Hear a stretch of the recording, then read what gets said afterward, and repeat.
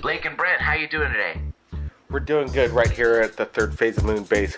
What we wanted to talk about was 3 disclosures in one day. Wow, that's amazing. World news event, 3 disclosures in one day. Let's get to the first one. 50 years after the assassination of President John F. Kennedy in Dallas, researchers are still investigating this mysterious murder.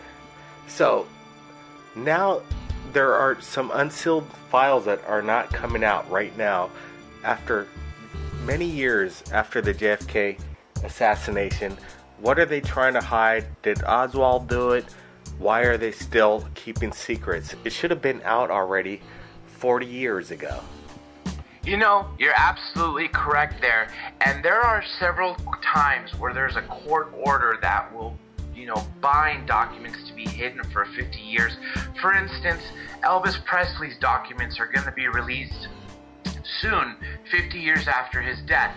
Now, why these are still being withheld and some being released, I don't know, because the public, the U.S. public deserves to know what happened to the U.S. president. It wasn't a private individual killed, it was a public figure. So that's where the dichotomy is.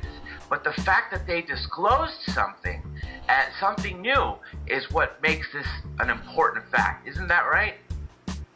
Well, the fact is that Jefferson Morley from the Washington Post reporter currently is suing the CIA to release the data. And he's most interested in the file containing about 300 pages and now is deceased, a CIA agent. George Donatus, Morley believes, may have had contact with suspected assassin Lee Harvey Oswald prior to the shooting and later served as Langley's liaison for a JFK assassination investigation in 1970s. Absolutely amazing. And again, 3 disclosures in one day. Again, Princess Diana was... Go ahead. Let me add in that for all the listeners out there, the Warren panel, which was led by Justice Warren at the time to oversee the investigation following Kennedy's death, when it released its findings, right after they did their investigation, many people were not satisfied with the conclusion. Many people looked at things like the magic bullet. There have even been whole documentaries about it. So the fact that this is being at issue today is not surprising. And the fact that this gentleman that's suing to get these documents released from the CIA is an ongoing battle for several things, but specifically for this, because of the Warren panel not having the right conclusion, because they're covering up. That's at least the implication. Dodi Fayed and Princess Diana left their hotel room and an accident happened. Was it an accident? Was it, like people say, the conspiracy that they were assassinated because they didn't like a proper princess dating a Muslim? What is the question? What is the answer? We're trying to find out. Brent Cousin has a comment right here. Not only were they trying to disrupt a relationship between a Muslim and a Brit, Princess Diana was pregnant. And that would upset the system today. Could you imagine the world today with Princess Diana having a Muslim son or daughter? How she would interpret the world and maybe make peace and enlightening the people on, hey, we're just all the human race. Hey, let's get over it. Let's get over religion. Let's get over our self-prejudice against people. And she was taken out for that particular reason, I believe. I also want to add, that comment makes so much sense.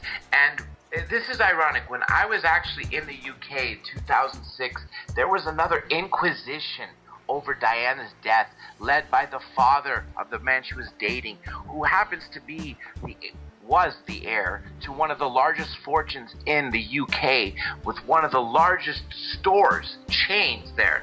And this makes sense. Recently, when this new baby was born, baby George, I believe, by William and Kate, the news did an expose on all the heirs to the throne, and they basically said this baby pushed William's brother down to fourth rather than second in line, or third. It took his spot. And then they went on to say, in case you know, or in case you want to know, after this baby there are over 30 heirs to the throne. If something should happen, such as the movie King Ralph, where everybody was killed in some sort of accident and they were looking for the long lost one, the last one would have been the Queen's cousin. And like you said, Diana was pregnant. If she was pregnant with a child would have been a prince. A prince would have been an heir. Even if it was a princess, with these new laws that they pass now, it doesn't have to be a male that takes the throne. You know, it could be the firstborn female. And that's why there was so much hype of this last baby, of its sex, whether it was a baby boy or baby girl. But nonetheless, I think that statement that you said, Brett, hits the nail on the head. The conspiracy behind the death of JFK and Princess Diana will continuously go on for generations, and it's unfortunate that the truth doesn't get out. And Brent did make an amazing statement. Why don't we just all, as a world, as a human race, just get along and move on for the future of mankind altogether? More secrets being revealed in one day, and the conspiracy still goes on. Area 51 continuously fascinates the world, and now the CIA acknowledges through documents released this week refer by the name of Area 51, acknowledging of existence of America's most secret, top secret base.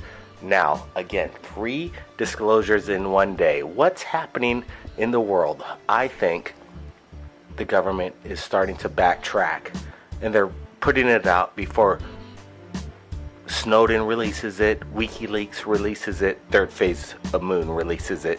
It's interesting. We put out information in regards to Area 51, and the next day it's all over the news that they admit it exists.